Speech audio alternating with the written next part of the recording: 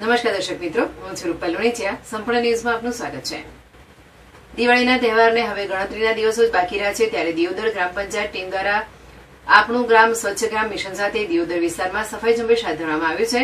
જેમાં દિયોદર બજારમાં નાના મોટા વેપારીઓને પંચાયત ટીમ દ્વારા ખાસ અનુરોધ કરવામાં આવ્યો છે કે પ્લાસ્ટિકની થેલીનો ઉપયોગ ટાળી કપડાની થેલીનો ઉપયોગ કરવો, તેમજ હોટલ, ગેસ્ટ હાઉસ, પાર્લર કે પછી લારી ગલ્લાવાળા વેપારીઓને કચરાની ડોલ રાખવા ખાસ અનુરોધ કરાયો છે.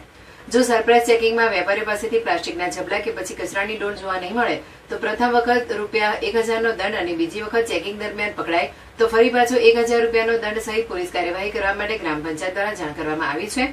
દિવાળીના તહેવારને લઈ શહેરના અનેક વિસ્તારોમાં સફાઈ ઝુંબેશ હાથ ધરાયું હતું. દિયોદર ગ્રામ પંચાયત સરપંચ કિરણકુમારી ગિરિરાજસિંહજીની વાઘેલાની આગેવાની હેઠળ દિવાળીના તહેવાર પહેલા ખાસ સફાઈ ઝુંબેશ હાથ ધરવામાં આવી છે, જેમાં દરબારગઢથી મેન બજાર સુધી, રેલવે સ્ટેશન રોડ, પૂજા પાર્ક, ગોકુલનગર, જલારામ પાર્ક, પ્રગતિનગર સહિત અનેક વિસ્તારોમાં કચરાના ઢગ ગ્રામ પંચાયત ટીમ દ્વારા સાફ કરવામાં આવ્યા હતા.